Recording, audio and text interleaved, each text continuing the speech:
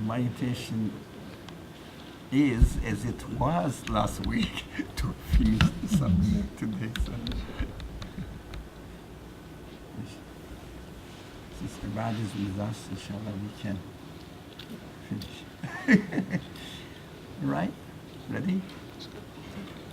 أعوذ بالله من الشيطان الرجيم بسم الله الرحمن الرحيم اللهم ارزقنا في الدنيا حبك وحب ما يقربنا إليك والاستقامة كما أمرت وفي الآخرة رحمتك ورؤيتك لا حول ولا قوة إلا بالله العلي العظيم وصل اللهم على محمد وعلى آله وأصحابه وأتباعه أجمعين الحمد لله رب العالمين.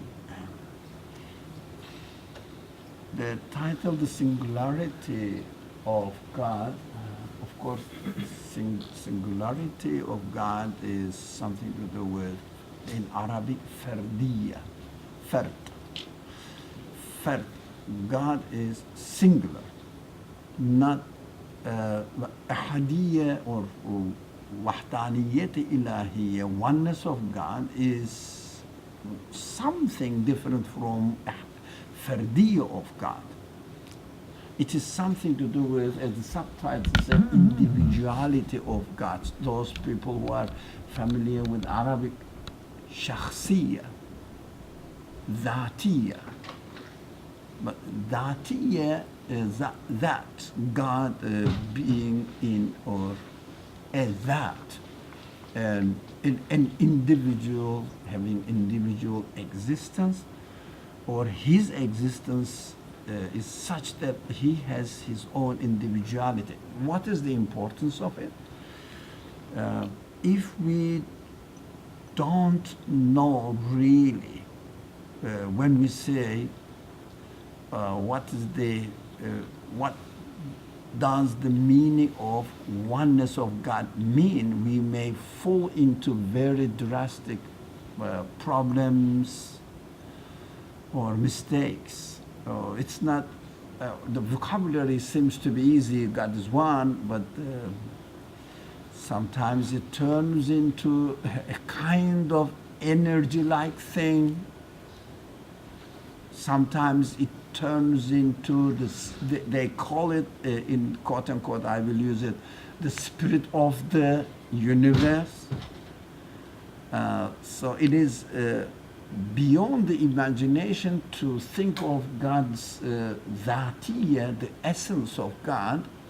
It is beyond our imagination because of the nature of the existence of God's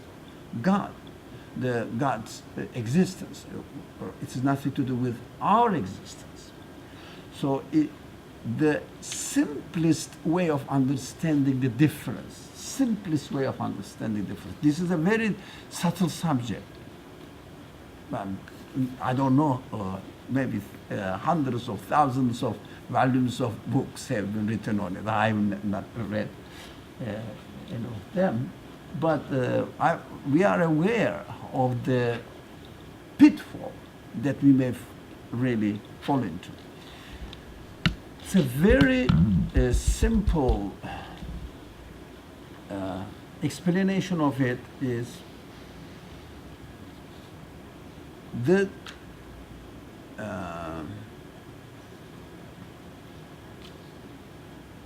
dimension of existence makes every difference. Makes the real difference, dimension of existence. For example, let's say the earth or the soil cannot really grasp a living being.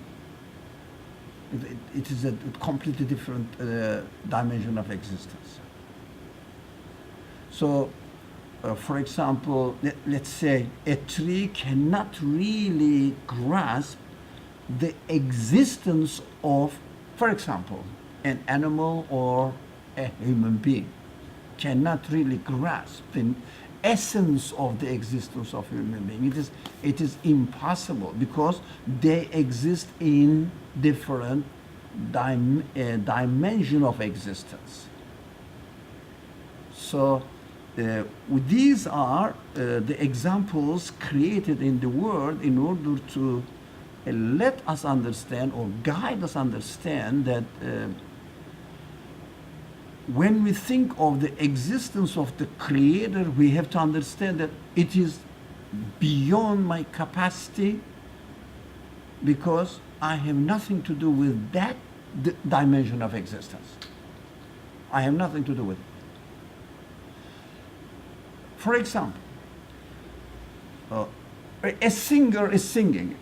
It has so the song is there. Okay, you hear the song. Can you ever imagine that this song will have the capacity to realize the essence of the existence of the singer? But in the example, we know that the song exists and the singer exists.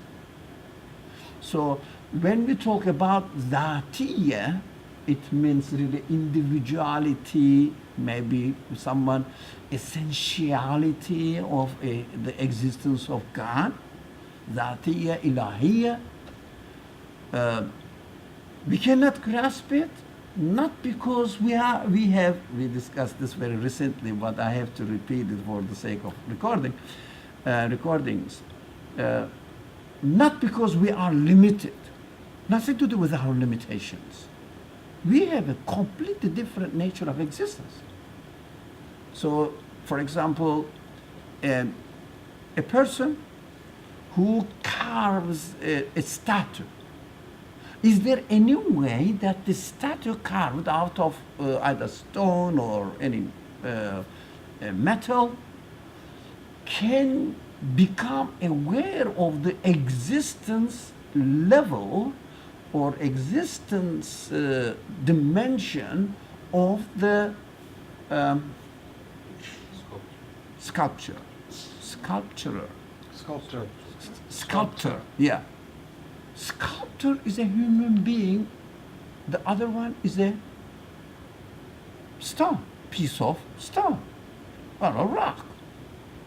So, do we really, as human beings, expect that this rock, enlarges, it is rockness, so that it will encompass the existence level of it is sculptor?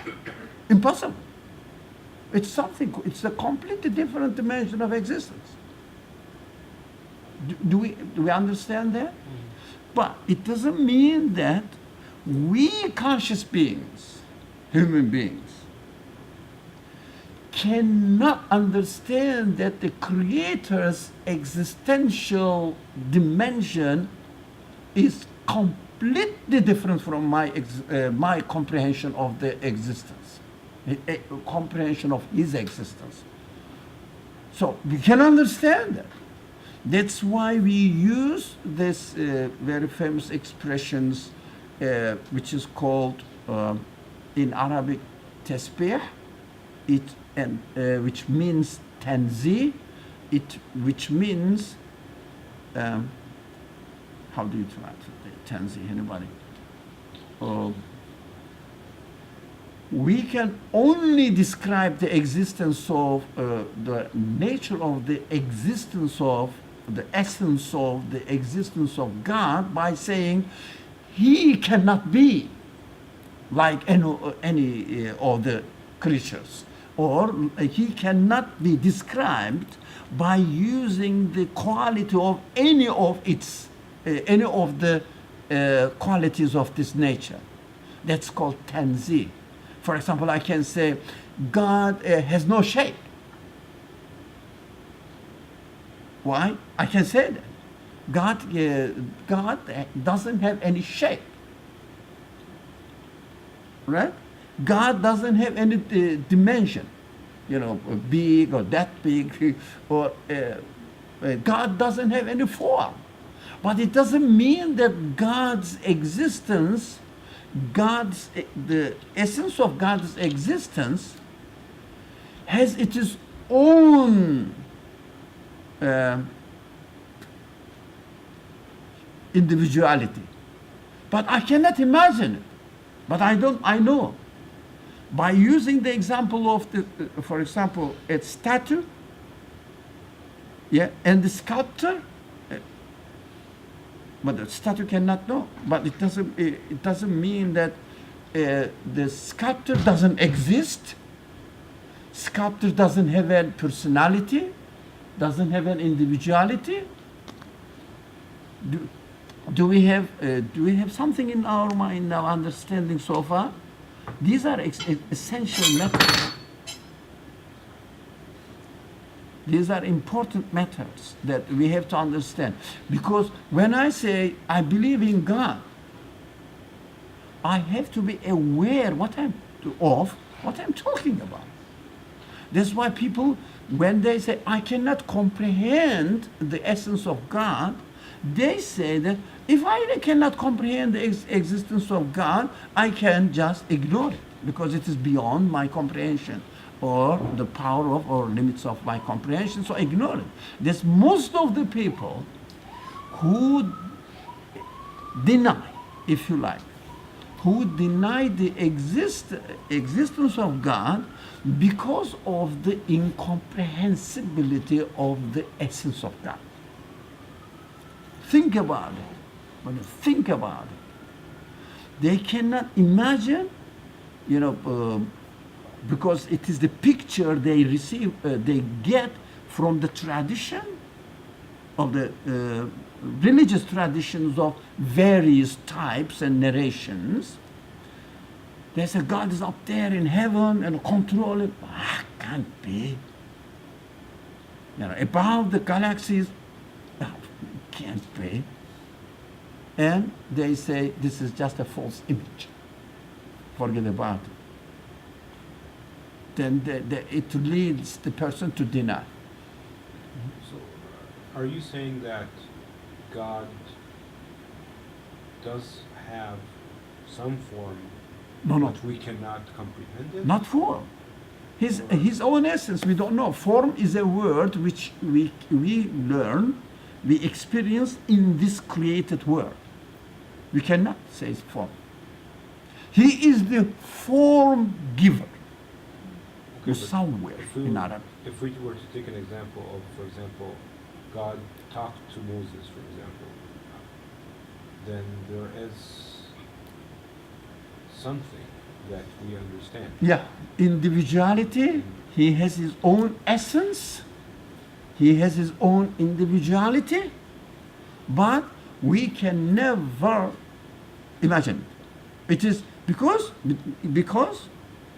it is existence dimension is completely different from mine, like the statue and the sculptor. One of them is a stone, the other one is a human being. It's an example, just an example.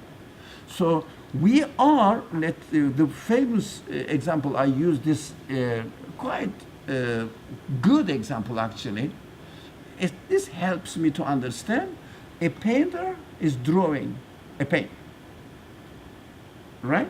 So in the paint, we see in the paint, one of the part of the paint is human beings. So we belong to the painting, and all our capacity is within the painting. So we have been given one quality of consciousness. We are aware of our existence, right? This cabinet I don't know, but it seems to be is not aware of its existence. I am aware of my existence, and I am aware of the existence of the objects around me, right?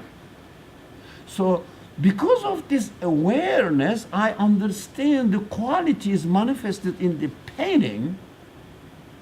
So this painting, the qualities demonstrate the qualities of the painter.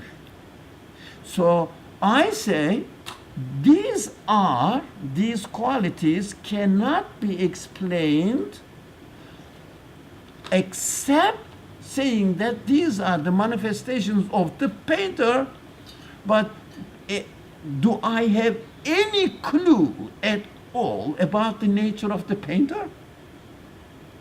I have a piece of painting. That's it. I can be aware of the existence of the painting only, but I can acknowledge that these things, the qualities, are the manifestations of a conscious, of somebody or something which is a conscious will, who willed the painting as it is.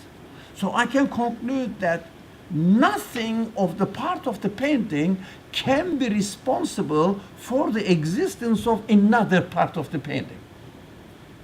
Are you with me? That means La ilaha. Never forget that everything really turns around La ilaha. Nothing, no part of the painting can be the creator, inventor, whatever, of another part of the painting. So that means I have to be very careful to use my ability to understand that any part of the painting can be the creator, the source of existence of another part. So everything is deliberately made by someone who knows the whole painting. So you see any scratch there, any line there, any drop of paint there, they are all put there in order to complete the whole painting, the frame of painting, let's say, the universe, it means, right? So I understand that the only one who made the painting is the maker of any point in the painting.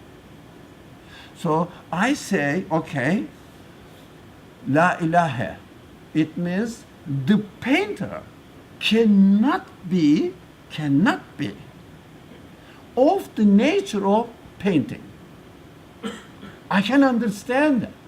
But which kind of nature, which kind of essence the painter has, I cannot, because painting is there, human being is there. It's an example for me.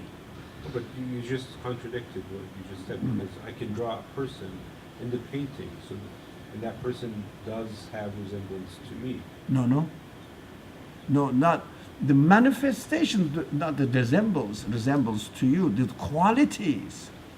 The consciousness, being consciousness, is given to human being in the painting. So only I can know that the existence of the painting, the existence of the qualities of the painting. I know that, don't you know? Here we look at the universe. Yeah, there are qualities manifested there, and I know at the same time for sure that any part of the painting can be responsible for the other parts, because they are all made. Can you say that the piece of paint is really drawing the painting? They are all made, they are all created, they are all consciously chosen. Why I am like this? Because I am made in this way. That's why I am like this. But I cannot really attribute my existence to anything else. But whoever made me in this way. I am aware of the existence of my maker, but I cannot imagine his qualities. That is called, if you like, individuality of God. So that's what we have to make sure that, yes, there must be a creator, and this creator is the one who created the whole universe, time-wise, space-wise. But never think of its reality, its essence, because it's impossible. It's another dimension of existence. completely different from my dimension of existence. I am an innate being. When we establish this, when we understand this, so when we say, yes, God, the creator must have an, if you like, his own essence, his own individuality, must have his own individuality, but this individuality is definitely different from all my considerations. It is impossible for me. Like the stone cannot really imagine the man who made it, sculptor. It is impossible for him. We know that. There are millions of examples in the universe. There are different kinds of dimension of existence. So from there, God is the creator of the universe is telling me that I cannot really imagine his essence, that. But not being able to imagine doesn't mean that I cannot really approve its existence. So we are responsible to attribute the qualities of this universe to the creator who exists.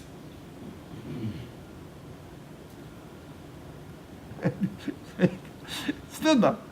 That's very important. If you miss some point, it may be dangerous. Yeah. Okay? It means really we may misunderstand. That's why we have to avoid two things, which is called in Arabic mujassima.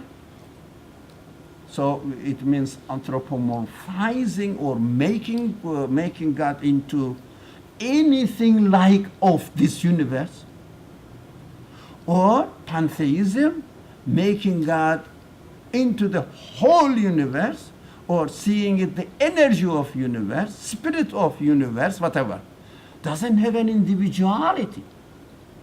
So it doesn't make sense to the spirit of the painting is making the painting. It's ridiculous, stupid to me. It's illogical if you think that the spirit of the painting is making the painting. Can you say that? That's an example displayed in front of our eyes by the creator to help me how I should really, when I say, oh God, I mean, oh my maker.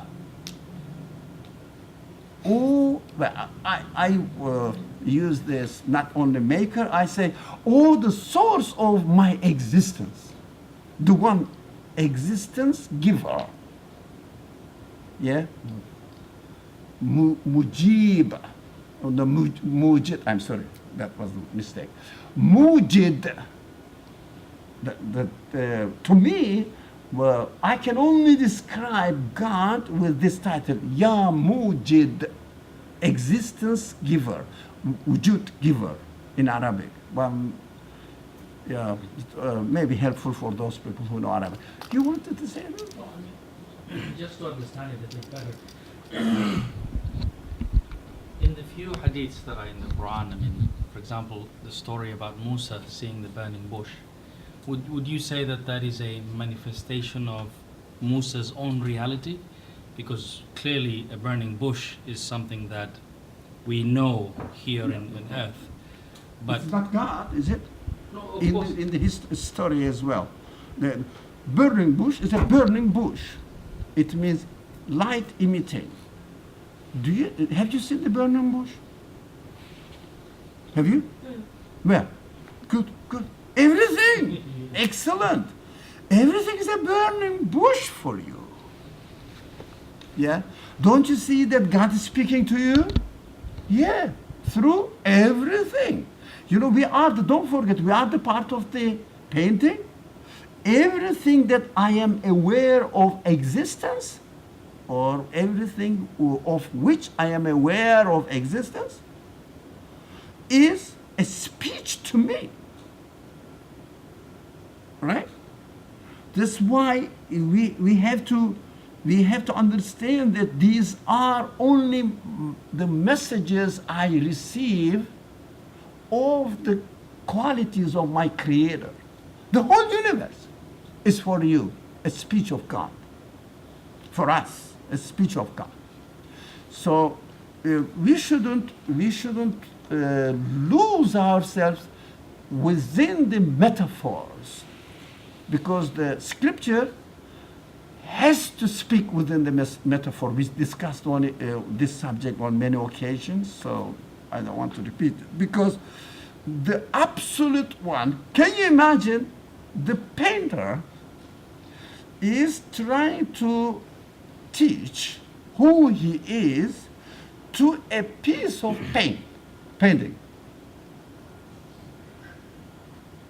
Because its capacity has nothing to do with the painter, the essence of its existence. He will use metaphor like this, yeah? But never really gives outward form of it. You know, we can say, for example, we cannot really describe what absolute is, what infinite is, right? So no one can ever show any number which describes infinite. It's impossible. But the numbers look at themselves, if you like, a conscious being. One of the numbers, one kind of number, is conscious being, aware of its existence. What this number says, I exist, then let's say this number is 5, all right? 4 also exists, 6 also exists, okay? And goes 6, 7, 10, 1 million, trillion, goes and goes and goes and goes, yeah? The quality is here. They say our source must be absolute. Because we will study that inshallah, you know, every number is totally interrelated, interlocked with other numbers. You cannot see one independent number. Because when you say 2, 2 means 1 plus 1. When you say 5, 5 means 6 minus 1. Because you can identify it only. For example, if you look at the dictionaries, they say 6, you know, the number comes after 5. This is what I mean. Because there is no other way of describing anything totally in an abstract way. We cannot really grasp abstract notions. So the scriptures speak to us with not abstract notions, but what's the opposite of abstract? Concrete notions. Because with the concrete notions, God is not of the same nature of the painting. The painter cannot really present himself within the concrete, saying that I am like the one next to you, for example. He's not. It's impossible. So he has to use metaphorical language. That's why the scriptures are full of metaphorical languages.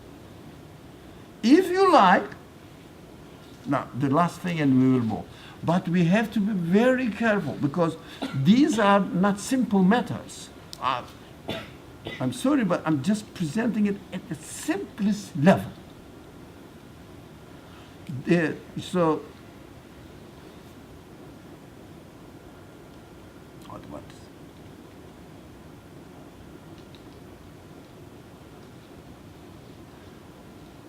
Not only the scriptures are metaphorical,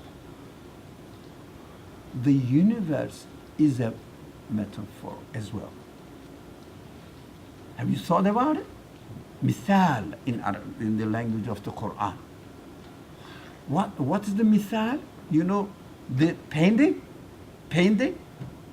is the mithal of the qualities of the painter. Did you get it? For me, as a conscious being, this is a very strong basis for our belief. Otherwise, saying, I believe in God, God is one, has nothing really in reality. That's why we say God is one and we keep our own daily life. Because it doesn't have an effect. Because I don't really feel that my Creator is doing everything. that are completing the picture every moment for me. I'm conscious of it. That's why we are responsible for our consciousness. If I don't think, if I don't have the ability to think, I'm not responsible for anything. Do you understand? So religion is the responsibility for the ones who have intellect. So you may have other qualities, but intellect is inevitable. There are many aspects of this subject. I don't say that I covered all it, but fundamentally, basically, we should understand that when I say I believe in God, I should really mean it, and I should know what I mean. Yeah, the most difficult word in the Quran is belief, iman. We keep saying iman, iman. We don't know what it is if we have not really concentrated on it. The most difficult, most complicated word is the word belief. What do we mean by belief? So we have to, this belief, whatever it is, this concept should take me to or connect me, my existence as a part of the painting, to the painter. So everything I see in the painter is nothing but the manifestations of the painter. Letting me understand in the form of metaphor. Metaphor means this is the, for example, I saw the form, okay, or the decoration, all right? The one who is painting this is the source of form, source of decoration. He is the one who's decorating it. The paint itself cannot decorate itself into a picture or into a painting. The paint, the molecules of atomic structure of painting cannot do that. I know that they have no will, no consciousness, nothing. So I can easily conclude, comfortably conclude, that whatever I see is just a revelation, revealing of the qualities of the painter to me. That's what Quran always describes God with names of God, names, qualities, attributes of God. Are you aware of that?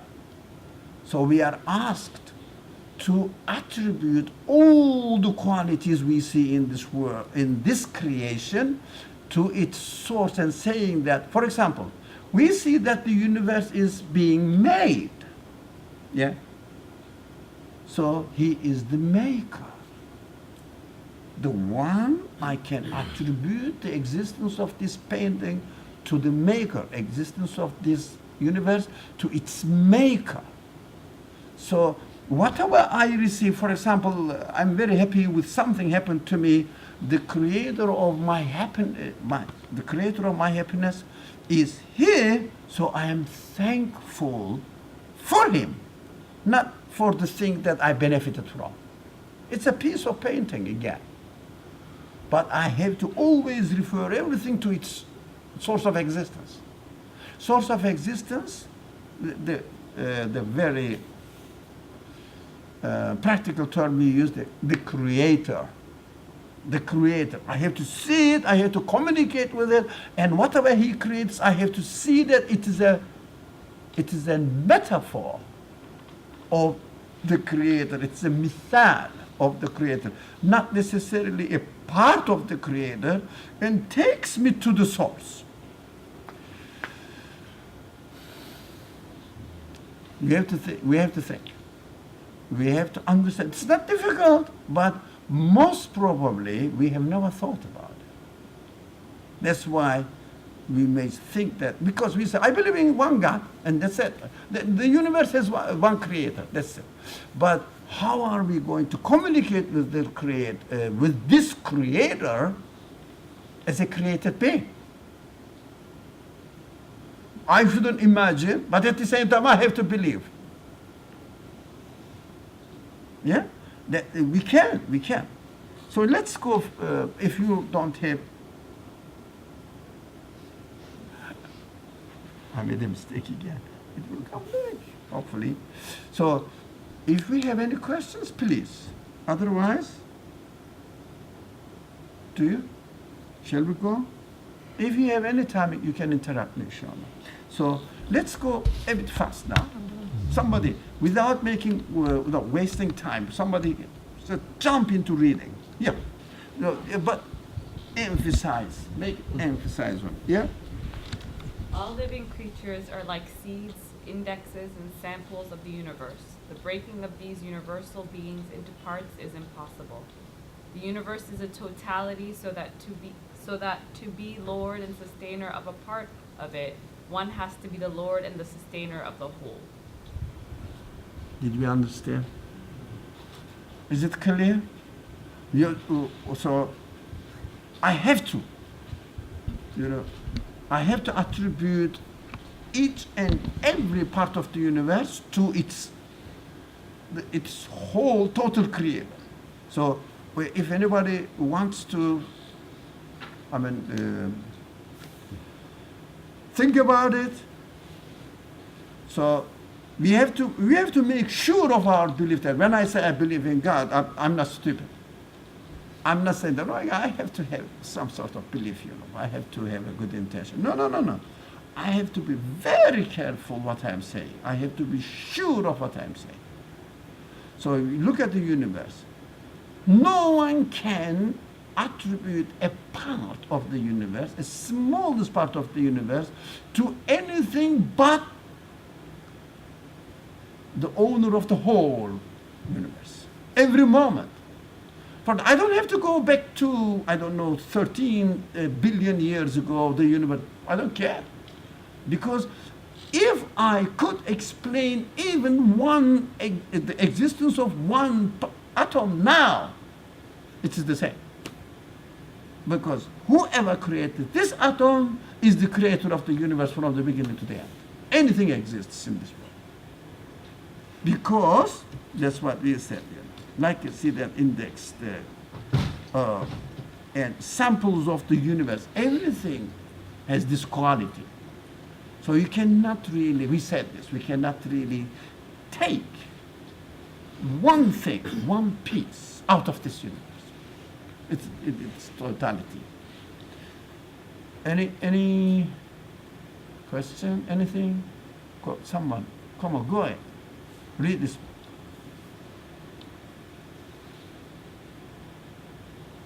Anybody, please? Don't hesitate.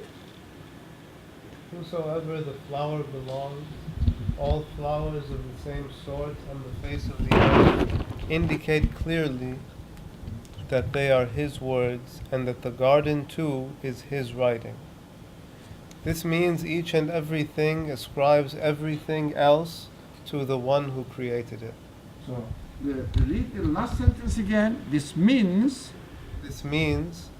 each and everything ascribes everything else to the one who created it. Now, each thing says, you cannot isolate it.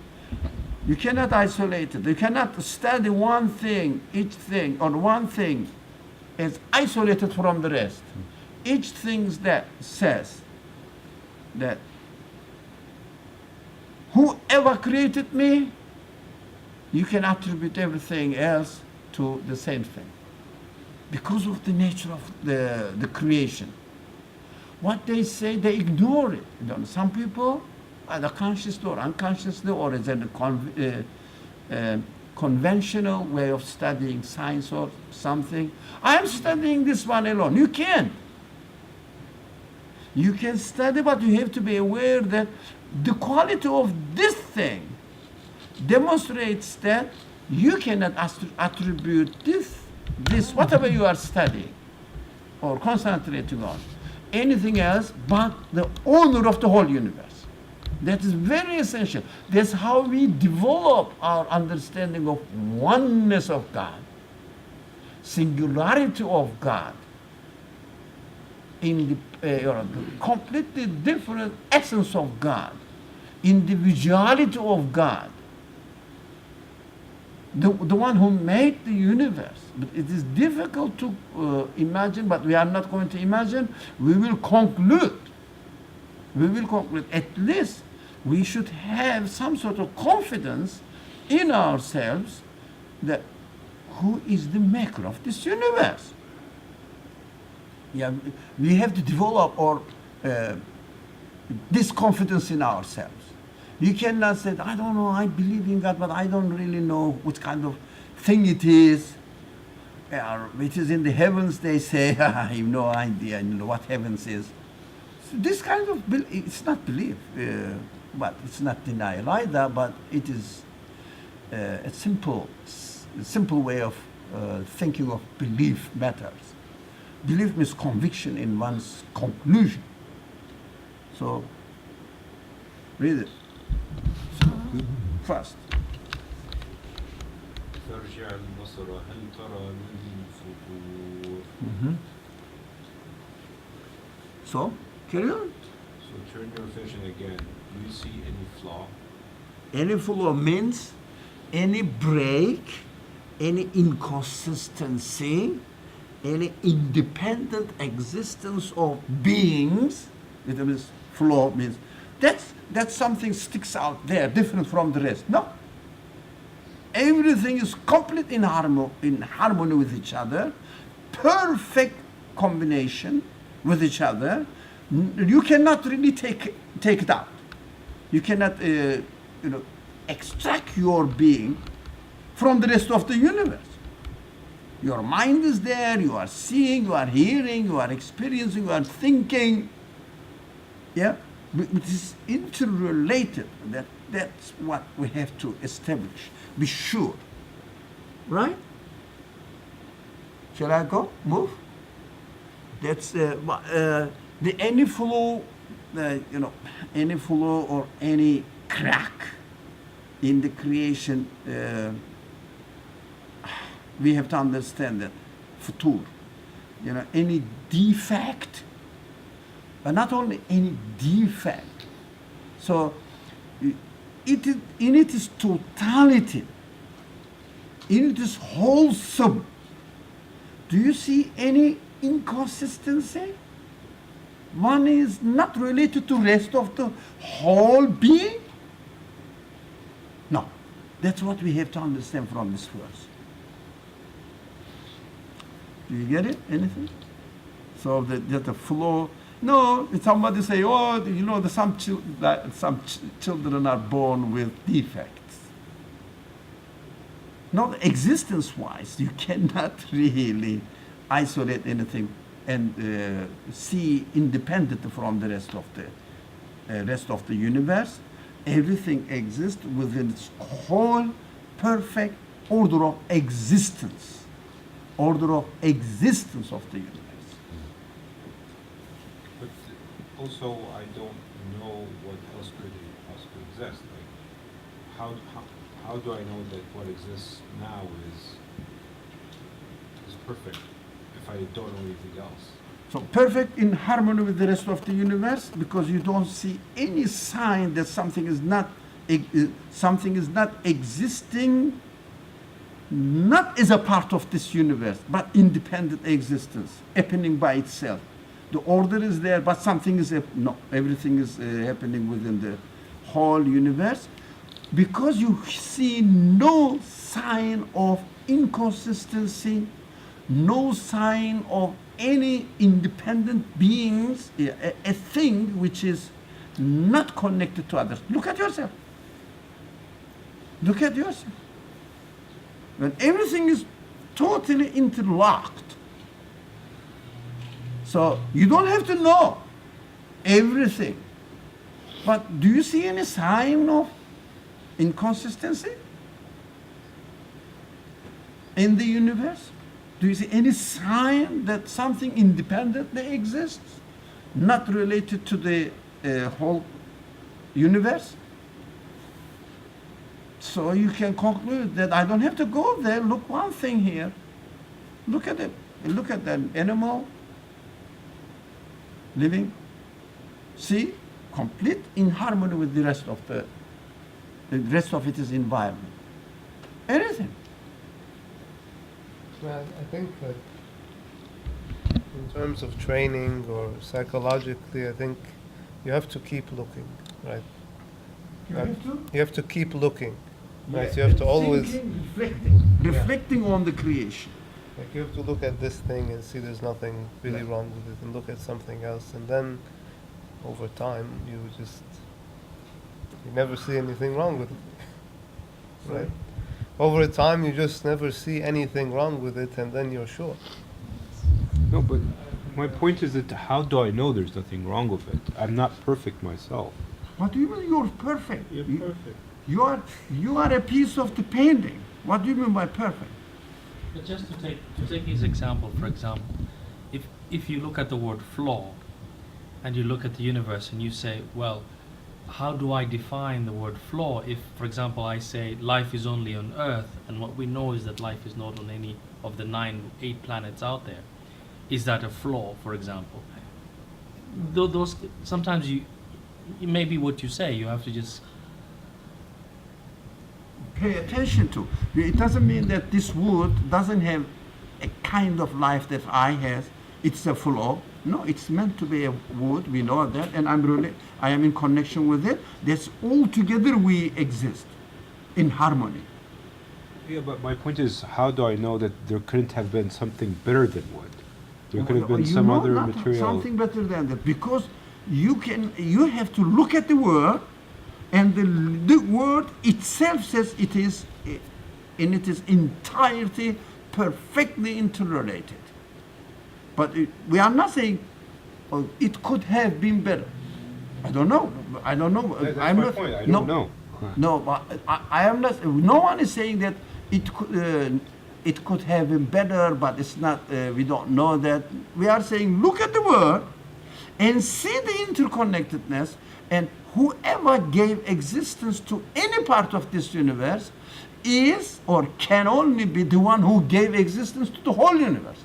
That is the main point. Whatever the any part of this universe, look at it, you will understand that the one who gave existence to this part, we just this one.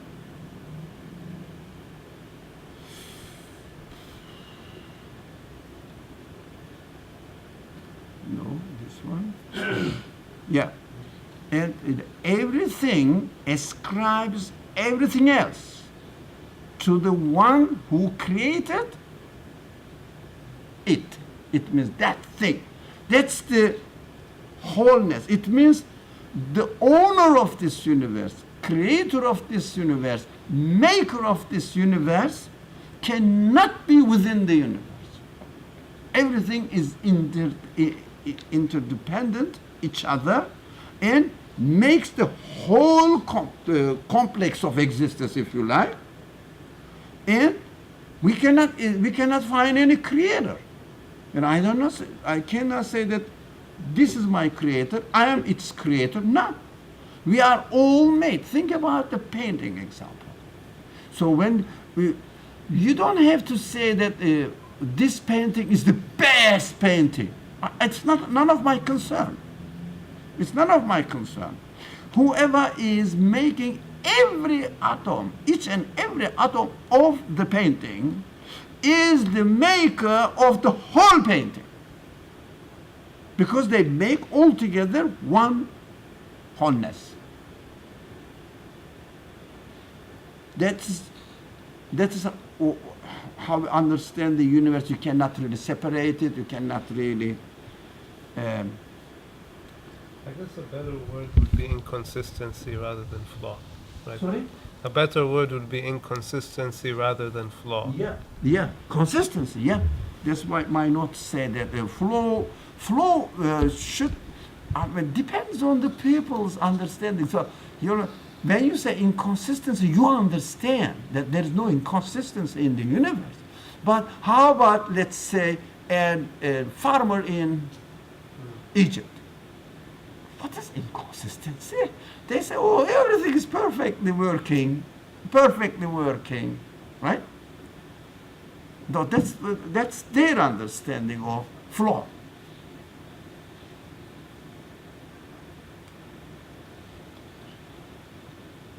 Okay. Somebody please?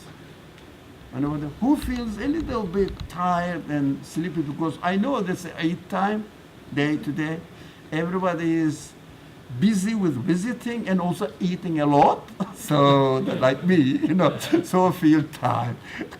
Because when the stomach works, it's very energy consuming. So it's how we are created. So we may feel tired. And I understand, but who feels tired and should read and wake up? Come on. Do you feel tired? Okay, read it. But it's because I'm very hungry, not because I'm full. Not because you are tired and hungry, okay. Okay. Let's read it and finish and you can go and have dinner, inshallah. The order of the universe, Slowly and emphasize, Yeah. the order Yeah. of the Order of the universe, not order of the universe. Pay attention to order. Yeah. the order of the universe and of creatures and the balance of beings demonstrate most brilliantly the greatest manifestation of the name, the single, and testify to divine unity. Now we start speaking or using a little bit religious language. Have you noticed that? Divine. Why?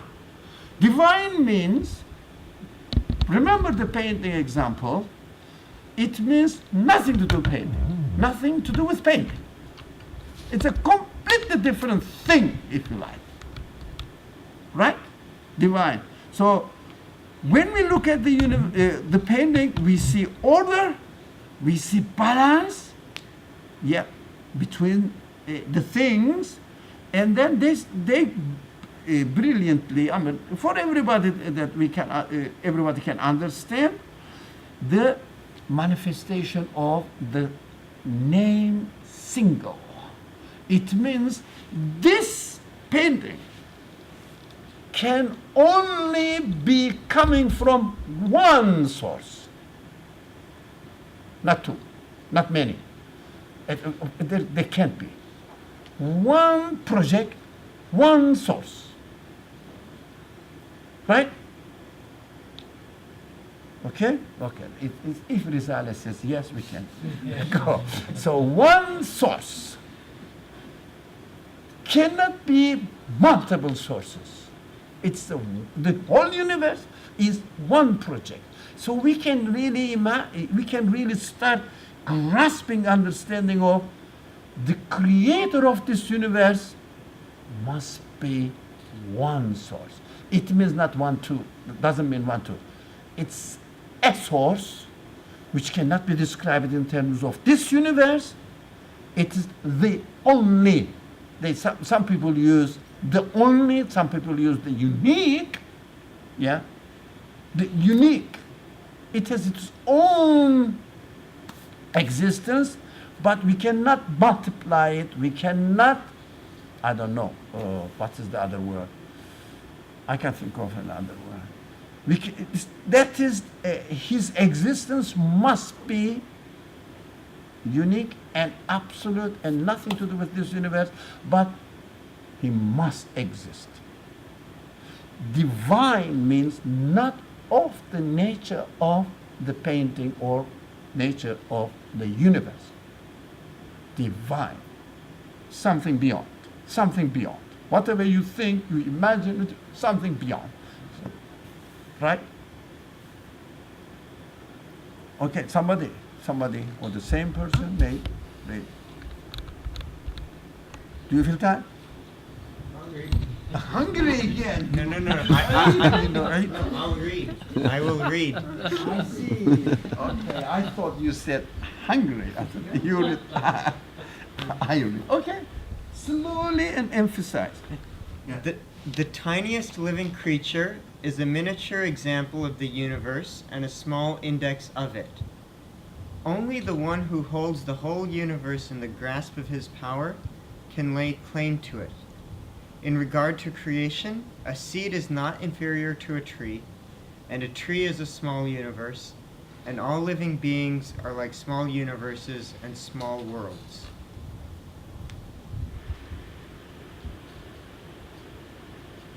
Now, but what did you understand from it? Anybody would like? You know, what we see in the creation, in this world, everything exists at any stage of its existence as we see it as complete. But as compared to human actions, we know that we make things, you know, stage by stage. First, the simple example, making a building, the first floor, the foundations, the first floor, the second floor, the third floor, and then the roof, and the house is complete.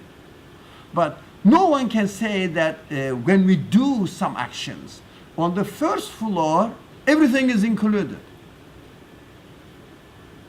Whereas, in the universe, when you see the seed, everything is included. Yeah? The fetus in a human example, in the mother's womb, everything is included. Baby, everything is included.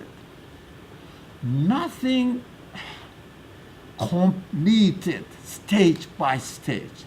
All the stages are complete in their own stage.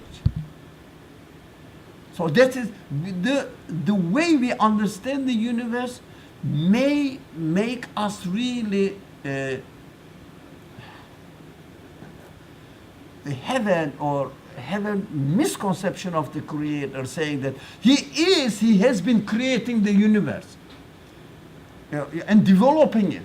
Not every stage of existence is perfect. So the example here, for example, the seed and the tree. Seed is perfect, complete, it means. Tree is complete. And also,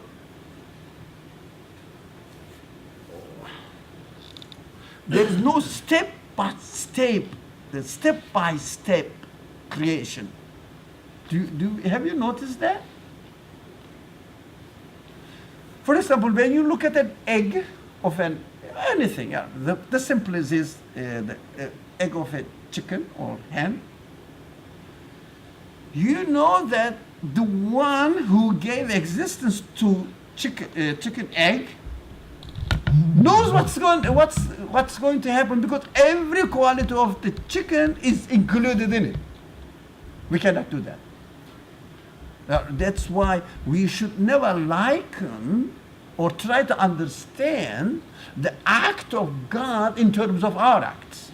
Now, whatever we do, we have to use tanzih.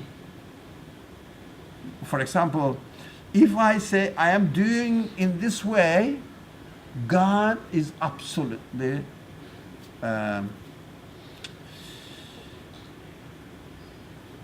not in the same way. How do you say absolutely munazzah?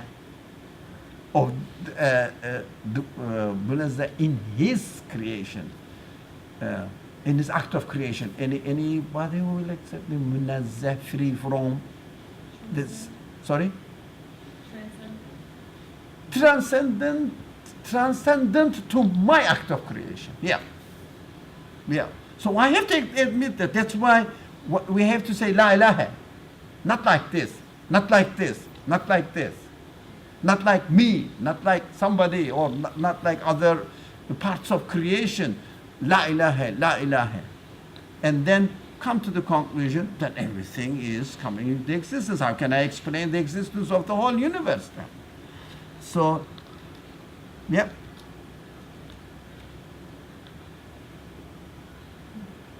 Anybody? Anybody? From the corners? Join. Yeah. Okay, please. In relation to the power of the single and unique one, the creation of the greatest thing is as easy as the smallest. It administers a large tree as comfortably as a small fruit. Do you understand? Does it make sense? in relation to the power of the single. It means power and quality. Whoever he is, whoever it is,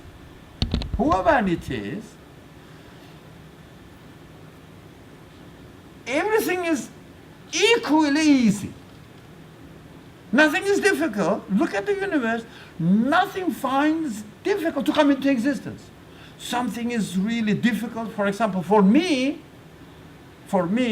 let's say, as far as the experiencing the power is concerned, I can easily lift up this. But when it comes to this chest or whatever you call it, cabinet, I can't, because there's a difference. But look at the universe.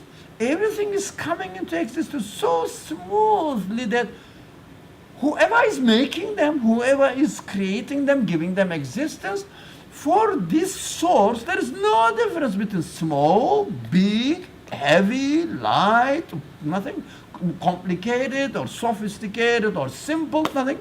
Everything is coming into existence equally. Yeah. An atom is coming into existence as smooth and easily as the galaxy is coming into existence every moment, renewing their existence with no difficulty.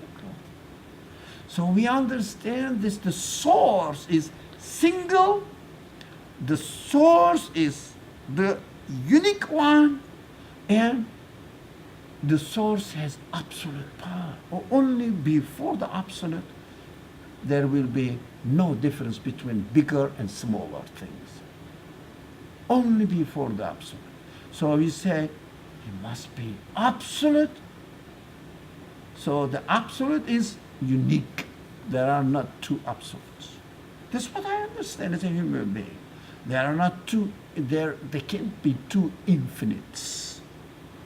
That's why human mind says there can't be two infinites. So infinite is the unique one.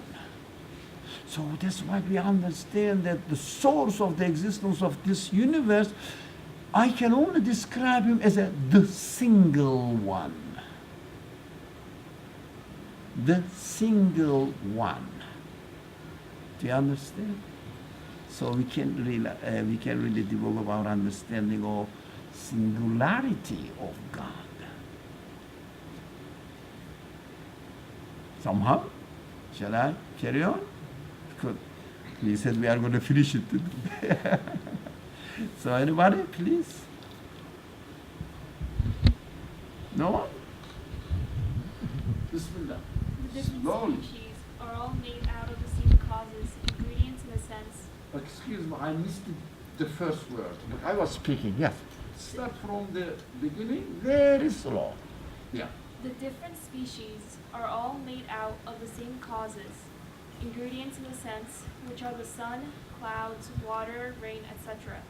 And yet countless animal and plant species spread freely over the earth, same source but different species. These are most certain signs and testimonies indicating that all those beings, as well the places they are found, are the property of a single being. Look, whoever is operating in this universe is using the same material in order to make the same thing, showing that I am the one who is making and giving them existence. Don't think that these materials have any effect. For example, he is making an ant using the same material. He is making let's say plum tree is making the same using the same material. So he is making a donkey is making the same material. Making the human beings using the same material. Making the stars using the same material. The same materials are so simple. Simple, they are all, Earth and whatever. So simple, atomic structure, especially when you go into the deeper and deeper in atomic structure, particles are the same thing. The whole universe, billions of different kinds of creatures, or the things, are coming into existence out of the same simple material. It means, if you like, the creator is a magician. If you're, but don't misunderstand me. The creator is a magician, making everything magical. Well, using the same thing. What do you want? A bird. Here it is. The same thing, from the same material. But no, not, I don't want a bird. I want a sun. The same material. Here's the sun. Steak. Sorry? I want a steak. Stay, you're hungry. There are many people that are hungry, so we have to hurry. So you understand? You understand? That's why we say this source must be absolute, and this absolute source must be the only single being. Whatever it is, however it is, I don't know, I don't have to know, but this universe is coming from one single source. Okay? One more. We have to hurry. Come on, quick. No, we don't. The fact that the beings in the universe come into existence with infinite ease and facility and no difficulty at all, and in perfect form, self-evidently shows the manifestation of divine singleness, and proves that everything is directly the art of the single one of glory. Yeah, this infinite is no difficulty and in perfect form. Yeah, in perfect form. So this perfect form, let's say, for example, bees are really perfect, but not the spiders or the fish, not perfect. Yeah, everything, as we see it, the ants are as ants, complete. Bees are as bees, complete. Human beings are human beings as complete. Yeah. But, so coming into existence directly, yeah, at different stages, but at every stage is perfect. Baby is perfect. Young boy is a perfect, or girl is perfect. And a young person, an adult, and an old man, everything in their existence complete. No, there is no half man. Tomorrow it will be completed. There's no such thing in the creation. Coming from a perfect source, and equally everything is easy, no difficulties, and forms are perfect, but in perfect form. So it means the source must be a single source and absolute. Otherwise, I cannot explain. There's no degrees in its qualities, the source's qualities. There is no degrees. For example, when it comes to the huge things, it takes slowly.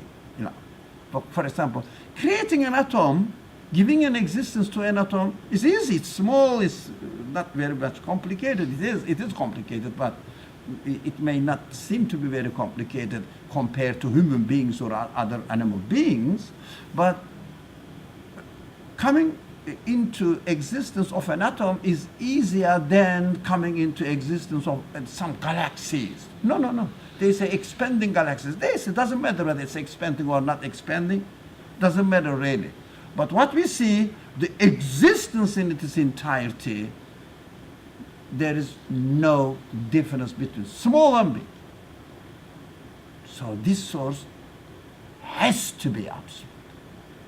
Source of existence has to be absolute and has to be single.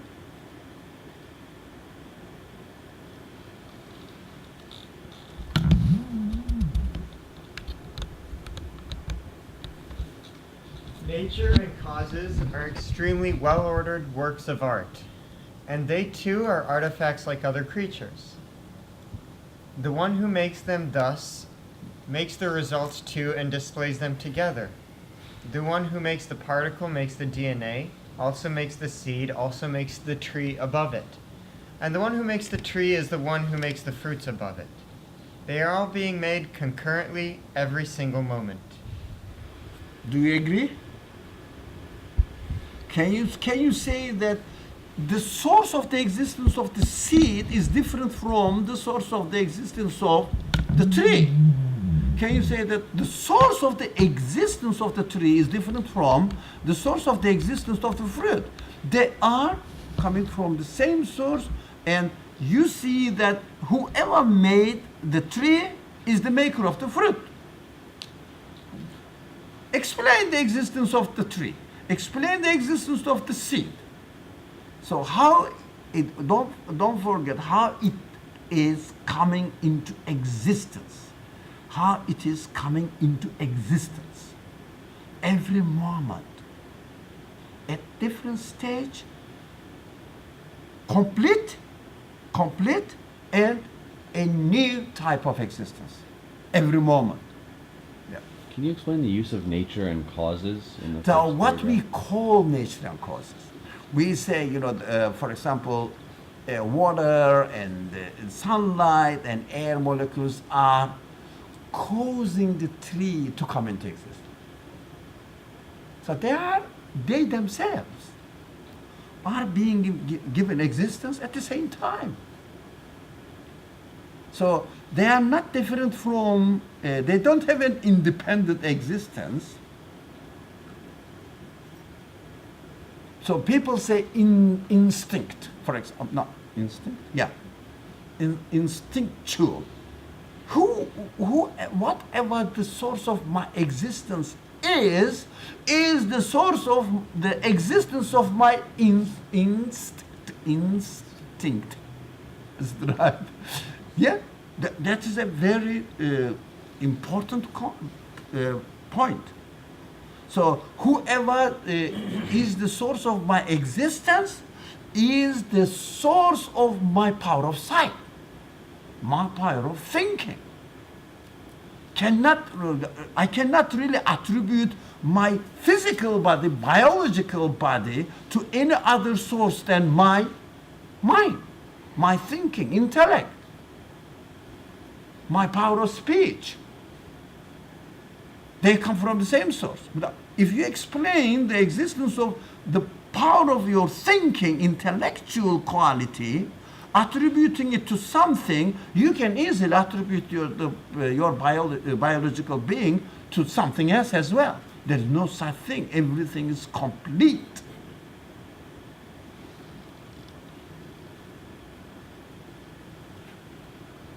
So they are all being made concurrently every single moment. It's a very powerful statement to me. Concurrently, now, together. And the galaxies are coming into existence now. My body is coming into existence now. And my instincts are coming into existence right now, concurrently, at the same time, at the same moment. So I cannot really isolate any part from the other and attribute something to another. So I don't have to go back. That one moment of the existence is enough for me to understand that the source is single and absolute. It means absolute source single. Move further. The time is getting okay. But we have to hear you. The all-encompassing general acts in the universe are interwoven and interpenetrated. For example, the acts of nurturing and giving of sustenance are apparent concurrently within the act of giving life. And the acts of ordering and decking out the living creature's body are observed concurrently within those acts of nurturing and giving of life. Yeah. We don't see any type of existence saying that there is a body here and tomorrow or on another instance the life is given to it, something like this. They are coming into existence together. Right? Together. For example, I have the computer with me and I have to plug in order to get the power and operate it. But in the creation, the computer, the electricity, electrical power, and it coming into existence at the same time. And with no exception. You cannot really attribute it to anything else. So we are getting closer. Time. Shall I run? Or would you like to say anything? Okay, let's go this way. Randy, we didn't hear it today. Huh? Yeah. Shout. Shout. So the people will hear you from Egypt. Okay. Had there been in heaven? So wouldn't you like to read Arabic? No? Who would like to read Arabic for? But let's hear it. لو كان فيهما آلهة إلا الله لفسدتا. Yep. Had there been in heaven or on earth any deities other than God, both those realms would surely have fallen into ruin. So what does it mean, other than God, other deities? It means really what we see. If we see independent, anything with independent, anything which has a power over another thing. But one molecule of the paint is really deciding to do something, or for another molecule of the paint, you have to be like this. Listen to me. Then, it means the whole heavens and earth will collapse, fall into ruin. It means you cannot explain the existence of this universe anymore by attributing it to a creator, a single being. You cannot, because something is affecting. So if someone demonstrates that, someone proves to me that a thing is given exist in this world, in this universe, giving existence. No, the way we see that the things are coming into existence in order may deceive my perception. No, given existence to another thing. One thing. Forget about believing in God.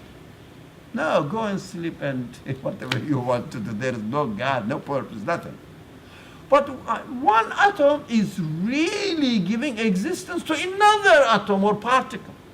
Existence. Don't be cheated. Giving existence. So if you do this, the whole universe collapses in your eyes, because you cannot explain the existence of anything.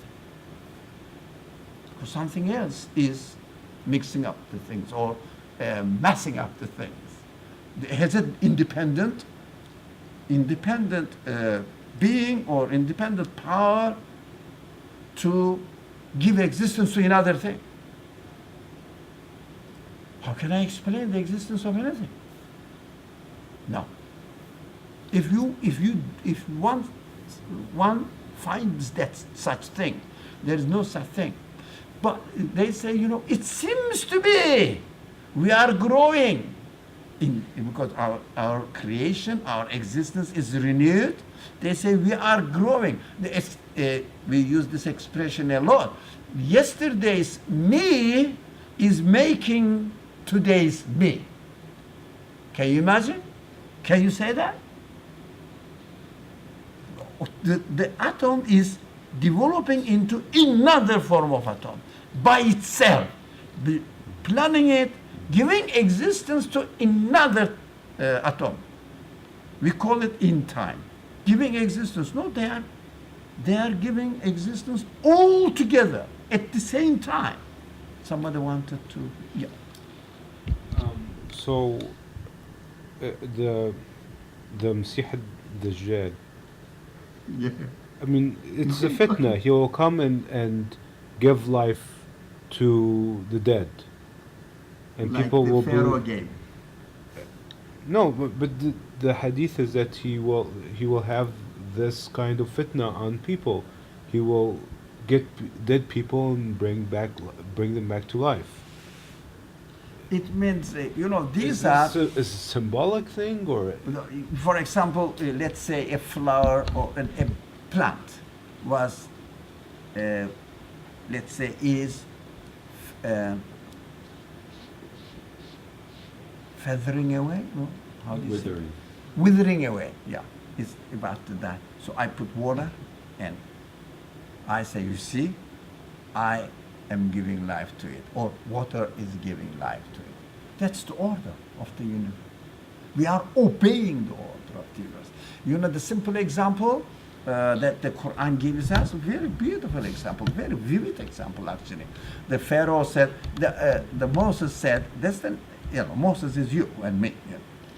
So Moses said, you know, my God, my Lord, the one, the single creator of this universe, gives life and deals death. I said, I can do the same. Look at the trick. He's a very, looks like, sorry? Ibrahim, I'm sorry, not Moses. Ibrahim Nimrod. I can do the same, I'm sorry. Yeah, you're right. I can do the same, how? Bring two people, it's already existing elements, and killing one of them, and not killing and said, okay, you are free. I gave your life, you know, I saved your life. So he said, I gave life. That's the Messiah al-Dajjal will do. I gave your life. He is already a live being. You know, he cannot create life. No one can. No one can. Definitely they will use this, how do you say, magical play. Definitely. It's impossible to give a life, to give an existence to anything for any part of this universe. So, here it is. Okay, please. One who does not have disposal over the whole universe cannot be the true owner of any part of it. That is the conclusion.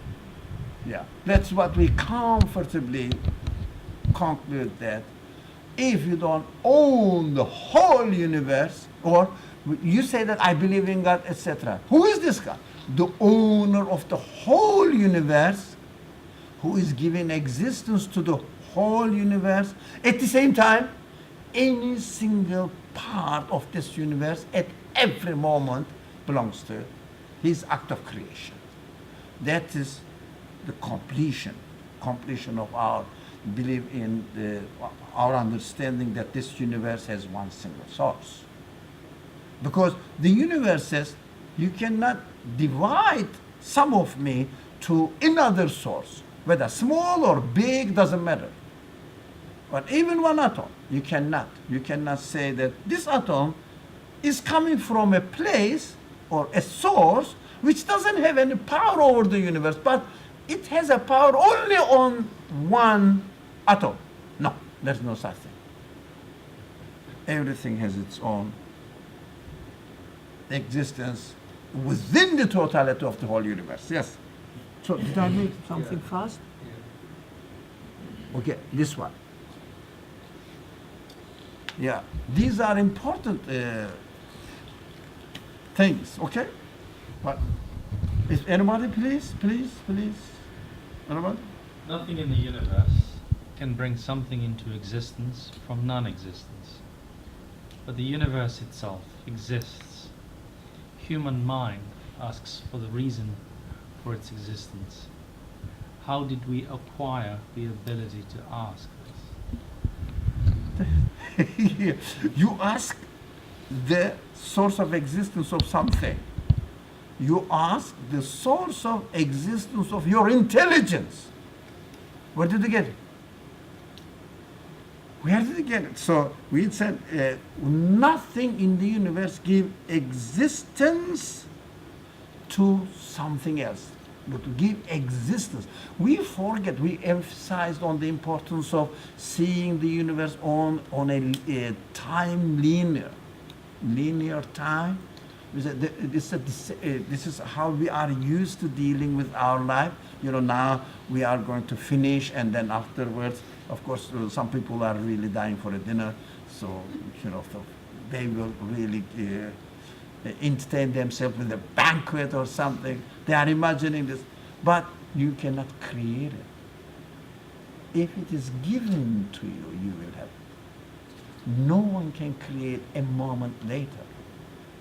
So we have to understand that The things are created in time, but in practical life, we see the linear relationship between the existing universes in time. So this sentence says, pay attention. Nothing can give anything else. It is existence from non-existence. It means didn't exist, but I'm now giving existence. For example, I don't know, I am creating one molecule of air, for example, but I need it. I'm giving existence to, no, I get from the air molecules, use it. It's already existing. It's already existing. My heart beats. You know, the muscles are already existing. Yep. So really not the muscles are pumping, but existence is renewing itself in a new form, giving existence. For example, today my existence is here, tomorrow's existence. If the one who created me today wills to create me tomorrow, I will exist. Otherwise, no one can guarantee my existence. I don't know yours, but no one can guarantee mine. Impossible. Nothing does. I can guarantee you your existence tomorrow, okay? No one and nothing. The whole universe, nothing. That's what we have to understand. We have to break the linear time in order to understand the existence of this universe coming into existence from non-existence. It means they didn't exist, and now I exist in this form. A need. Okay. I think if you have any question, well, so I have apart from this, I have a quality to question. You know, where do they come from? I'm asking. This ability is given to me. I cannot create this ability. And the food I eat, the water I drink cannot create this ability to ask its own existence. It is incredible. This wood will create something to ask its own existence. And why do I exist here? Who made me? This ability is definitely given to me, and it's coming from nowhere. I mean, non-existence. It means the one who is creating the universe is creating me with this ability. I cannot explain it in another way. So, here it is. If not for divine singleness, all human wishes and demands would be extinct. Yeah, it means now we are coming to a strange conclusion now. We have to be very careful now. We are about to finish. That's the good news. So, if we are not coming from an absolute source, infinite source, which cannot be described in terms of anything in this world, then how can I explain my human qualities, my wishes, my expectations, my demands, my feelings? It's with me. I didn't create them. It is with me. Then, if it is an accident of things, how can I really explain the existence of my human wishes, demands, or expectations? So, it will be completely, they all will fall into complete void, meaningless. And where did they come from? I don't know.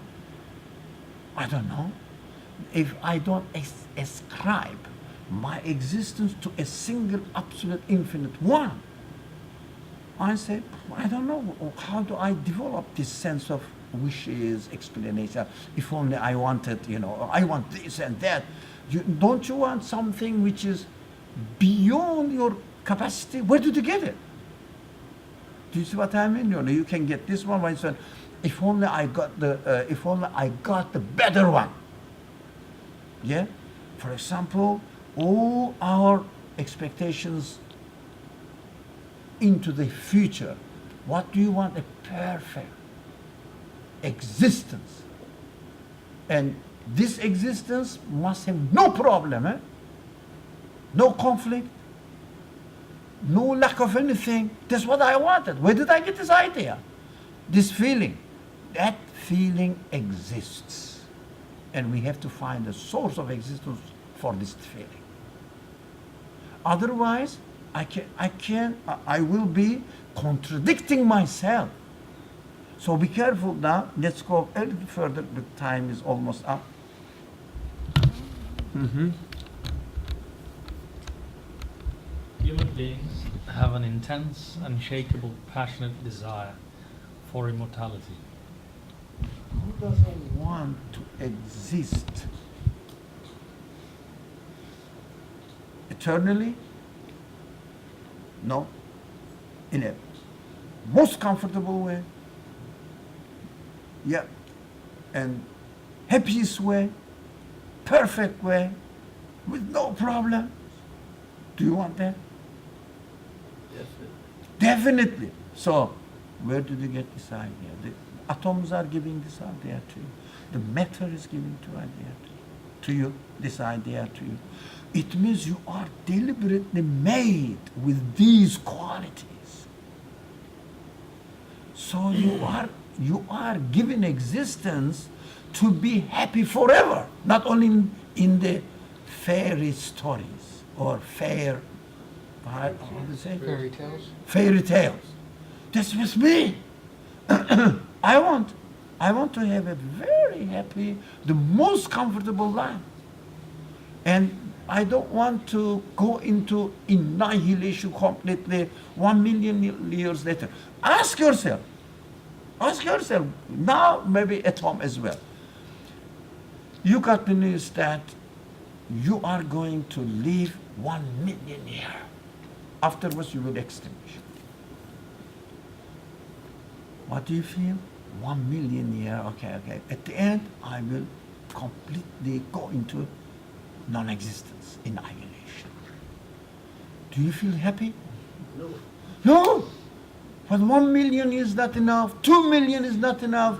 They say the life of the universe is 13 billion is not enough. At the end, annihilation makes me completely disappointed. Where did you get this idea? Where did you get this feeling? The universe cannot produce something beyond itself. It's coming from my Creator. Now I cannot think of anything else. Whoever made me gave me this feeling in order to make me feel comfortable that I am making you, I am giving you this desire, right? And that is a promise for me from me. That's a promise for you from me. Right? That is the promise from our eternal source of existence. Now, maybe further now. Okay, the desire for immortality is within us and it is given to us. Okay. If not for the single one who through divine unity has disposal over the entire universe, those desires could not be satisfied. No. So the nature itself cannot really satisfy my need. Impossible. Nature. Because nature cannot go beyond its own capacity. That this immortality, the desire for eternity, and the perfectness is given to me. I cannot attribute it to anything, to atomic structures of this world. It is ridiculous that they cannot do anything. They are all made as they are. They cannot be source of existence of anything. How can they be the source of existence of my human feelings? So,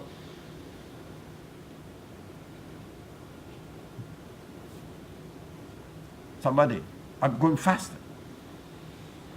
Humanity's greatest pleasure and happiness is in the profession of divine unity, as expressed in the Quran. There is no deity but God, La ilaha illallah. So this news is given to us in the scripture.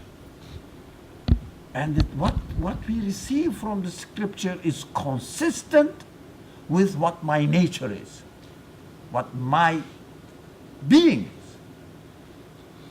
Right? That's why the divine scripture is important, because the news I get from the divine, from the scripture, divine source, a source says, I am the speech of your creator, and it says, your creator is going to give you immortality, eternal life. I say, yes, it must be so, and I cannot really attribute this sense to anything in this world. So this source must be correct, because it is inconsistent with my own being that I am experiencing. Right? So here it is. We are just 2 slides are left. No, including this. So somebody, we didn't hear you. Would you like to? No? Yes? Since Muhammad sallallahu alaihi wasallam, No. since Muhammad sallallahu alaihi wasallam taught divine unity, which is the greatest reality in the sphere of existence, together with all of its truths, it may be said that all the arguments proving divine unity indirectly though decisively, prove his messengership, is that word? The authenticity of his duty and the rightness of his cause. Now, you know what we have to do is, we have to come along with the idea of this religion, the soul, the prophets, and the messengership. Who is the Muhammad? Is the one who brought the news which is most fitting to my nature, primordial nature, as I am. So I see that this man is speaking to me as exactly as my maker has made me. So he must be the messenger of my maker. He's bringing the news from my maker, making the things explicit for me in terms of wordings, putting whatever I am created, and however I am created, in my primordial nature, in my existence, whatever I have, the message I receive from the Quran and from the one who brings this Quran, this speech, La ilaha illallah, this single being is giving existence to this world and to you, and this person must be the carrier of the message of the Creator to me. And my existence is the speech of my Creator in the form of action, and this person is the message bearer of my Creator, and bringing the message not in the form of action but in the form of wording. So wording and the action now completely compatible with each other, confirming each other. I say this person is telling me exactly what I am, how I am, and letting me know the intention of my Creator, and I have no way to say no to this person's claim that I am the messenger of God. Who are you? I am the messenger of your Creator. What do you say? Exactly how the Creator is creating the world. Yes? So we have been studying this for how many days or classes, that La ilaha illallah is engraved in the essence of the universe. There is no deity at all. Only the one who is the single source of existence of this universe. So the Quran says, La ilaha illallah. The person who brings this news to me says, La ilaha illallah. You have to understand this. Right? This is the news from your Creator. So I have 3 sources combined now. The universe says La ilaha illallah. There is no God but the single one. Yeah, the scripture says La ilaha illallah. There is no creator but the single one. The person who brings the news to me says there is no creator but the single one. Your source of existence is the absolute source, infinite source. So is there any way for me to reject and ignore this message bearer? Why should I? Why should I?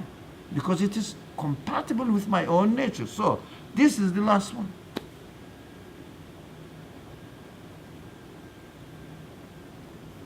So Muhammad, peace be upon him, is the supreme sign of the mighty Quran, known as the universe. So look at this combination. This is a very, very powerful sentence. Look at the combination. Who is Muhammad? He is our prophet. Shut up. Not this sort of thing. This is a stupid statement. This kind of statements are baseless. So Muhammad is the supreme sign, the most explicit sign of the mighty Quran. What is mighty Quran? Not the Mus'haf. Mus'haf, the book is there. Mighty Quran, which is known as the universe. So the universe is the Quran, the speech of the Creator to you, revealing himself. The single being is revealing himself to you. Mighty Quran. So it is within this mighty Quran, the universe. Be careful here. Muhammad is one sentence, comprises the message of the mighty Quran within his own message. So see, Muhammad is the part of this universe, but the message he brings is from the source of the existence of this universe. So you cannot really isolate the Quran from the universe or Muhammad from the universe, the messenger from the universe. You cannot really isolate the speech of the Creator from the act of the Creator, acting and speaking. Yeah? Demonstrating who he is and at the same time sending the words together through a part of the existing universe, created universe. So from one aspect, Muhammad is an abd, a created being, alayhi salatu wasalam. Yes? From another aspect, he is the messenger. That's why, don't say, وَأَشْهَدُ أَنَّ مُحَمَّدًا رَسُولُ اللَّهِ. No, no, no, no. وَأَشْهَدُ أَنَّ مُحَمَّدًا عَبْدُهُ وَرَسُولُهُ. Confirm that he is the one sentence of the book of this huge universe, mighty universe. So, but this sentence includes the core message of the existence of the whole universe. It means if you want to really understand the real meaning included in the existence of the universe, you have to look at this sentence of the universe. Created being. Muhammad is a created being, but brings the message, carries the message of the whole universe, brings the message to you. Yeah, you can equate it. From one side, the universe is equal to the Quran. Quran is equal to the prophet message, but the universe is in the form of action. The Quran is in the form of word, and Muhammad is in the form of word, action and word. This is what I mean. That's why in the Islamic tradition, the scholars were very careful to say that the Quran is not created. Yeah, Muhammad is created, but the message of the Muhammad is not created. Do you understand? Do you see the combination? It's beautiful. It completes it. Do you understand it all? You are tired. You have to work on this. You have to really think. Because when you say, I believe in the Prophet, what do you mean? You have to locate the existence of the Prophet in your world. Yeah, you don't have a historical person there died, and his relics are lying in the hadith books. That's not the understanding of Prophet. It's very interesting. Of course, we see the hadith books. Of course, we read the hadith books. But we have to be conscious what we are reading. The message of the Prophet. So bear in mind that this message is the speech of the Prophet, yeah, alongside with the speech of the Quran and alongside the speech of the universe. So you have to see the combination. That's why how we are expected to read the hadith. If you read the hadith as historical, you missed it. So we have to see the ever existence of the message, ever existence of the speech of God, and ever existence of the universe in front of you. That's what you are, a human being. We are giving the quality, we are given the capacity to understand these all messages coming to you through all these three sources and complementing each other, explaining each other. It's beautiful. That makes your belief of Muhammad not as a tradition or any imaginary things at all. Belief in God can be confirmed through all these three different sources. Yeah, but the foundation is how you see the existence. If you don't establish the existence, we have been trying. How many discussions we had about this point? Do you know? 4, 5? 4. 4. This is the fourth. I think this may be the 5th. Fifth something. So the 4.9 of them were about the existence of the universe. The last 10 minutes were about how we should confirm the Quran and the Prophet Muhammad as the Prophet, as the messenger, alayhi salatu wassalam. So it is easy when you establish your world view. When you establish once your world view and see where you are, it's easy to understand what the Quranic message is. Or it is easy to understand where the Prophet, the messenger stands in your world view. It has nothing to do with tradition. It has nothing to do with culture. It is everything to do with your comprehension of existence. If someone doesn't think of existence, forget about his religiosity or whatever. I don't care. I don't care. It's not really. It's baseless claims. That's where the problem comes from there, because we don't have our comprehension of existence first.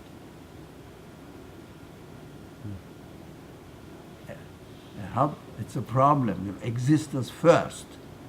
بسم الله الرحمن الرحيم سبحانك لا علم لنا إلا ما علمتنا إنك أنت العليم الحكيم وآخر دعواهم أن الحمد لله رب العالمين. الفاتحة.